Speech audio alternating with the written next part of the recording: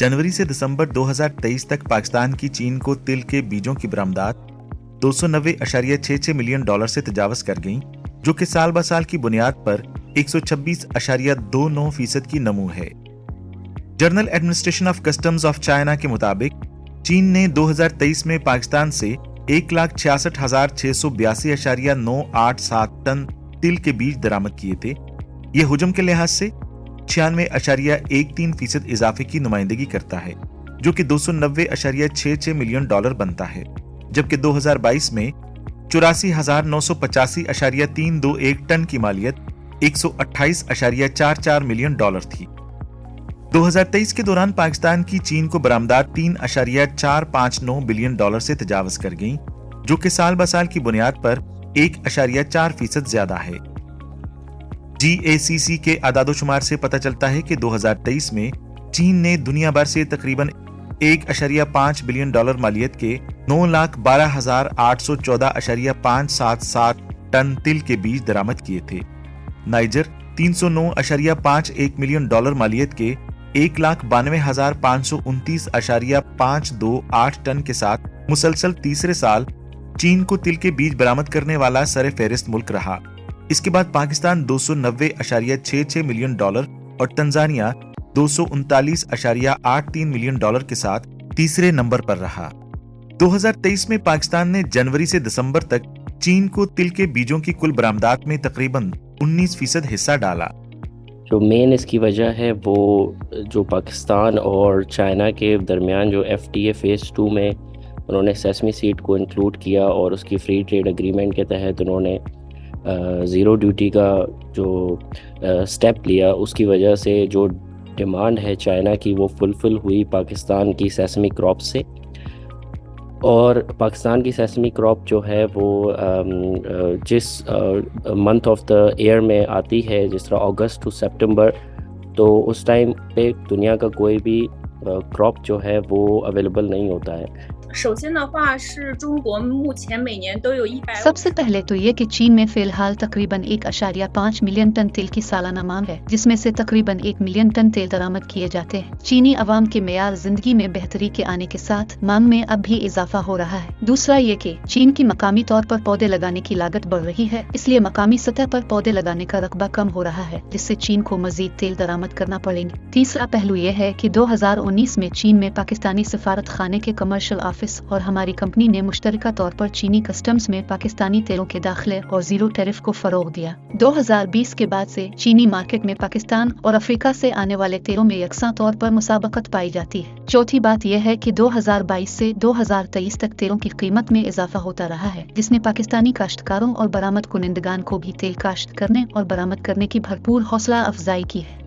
वफाकी और सूबाई हुकूमतों की हमअजहद कोशिशों की बदौलत रवां सीजन के दौरान मुल्क में तिल के बीजों की काश्त में गुज़श्ता साल की इसी मुद्दत की बवाई के मुकाबले में 187% की गैर मामूली नमू देखने में आई।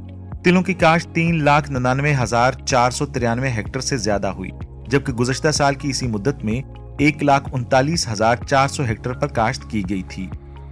पंजाब, खैबर पख्तूनख्वा और बलूचिस्तान के सूबाई महकमा ज़राअत का इश्तराक तेल के बीजों की पैदावार से ज्यादा रकबा हासिल करने में अहम किरदार अदा कर रहा है। काबिल जिक्र बात यह है कि पंजाब सरे फहरिस्त सूबा है जो तिल की पैदावार में 95% हिस्सा डालता है।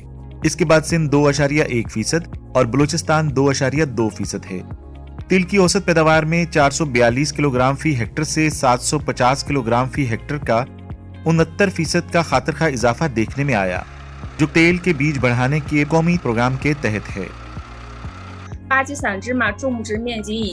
पाकिस्तान में तेल काश्त करने का रकबा गुज़िश्ता 10 साल के मुकाबले में अब 10 गुना ज्यादा है और पाकिस्तान के तेल के पौधे लगाने के रकबे और रसद में इजाफे ने चीनी मार्केट और आलमी मंडी पर बहुत हैरान कुन असर डाला है। इसके अलावा मैं ज़ाती तौर पर समझती हूँ कि पाकिस्तानी तेलों में अब भी बेहतरी की बहुत बड़ी गुंजाइश मौजूद है, खास तौर पर क्वालिटी कंट्रोल और ट्रांसपोर्टेशन जैसे दरमियानी राबतों से, जो पाकिस्तानी अवाम को ज्यादा आमदन हासिल करने में मदद दे सकते हैं। इसकी मज़ीद इसमें ज़्यादा पोटेंशियल है क्योंकि अब काफ़ी ड्राई लैंड्स भी यूज़ हो रहे हैं सेसमी प्रोडक्शन के लिए, जो प्रीवियसली सिर्फ रिवर जो आपके रीजन्स होते थे वो यूज़ होते थे, दरियाई जिसको हम कहते हैं, اب جو ہے وہ ڈرائی لینڈز اور کافی دوسری کموڈیٹیز جو ہے وہ ٹرانسفر ہو رہی ہیں سیسمی میں، بیکاز فارمرز کے لیے کافی پوٹینشیل ہے اس میں. اس کی وجہ یہ کہ اس میں کاسٹ بڑی کم لگتی ہے.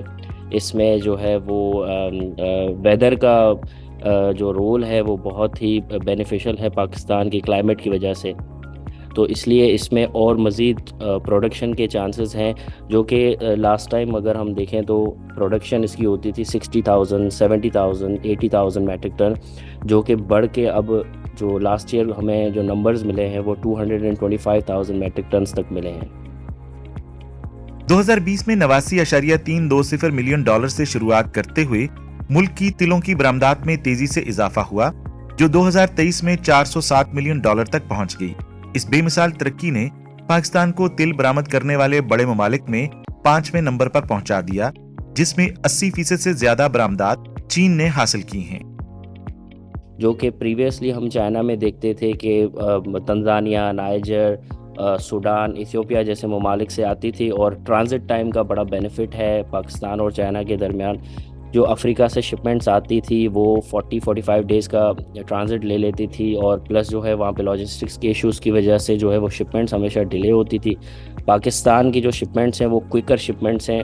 آپ 15 to 20 ڈیز میں آپ کا کارگو ریچ ہو جاتا ہے، آپ کی شپمنٹس ٹائم پہ ہوتی ہیں، لاجسٹیکل سپورٹ ملتا ہے، اور کافی زیادہ جو ہے وہ دونوں ممالک کے درمیان ایک ون ٹو ون سچویشن رہتی ہے سیسمی کے حوالے سے.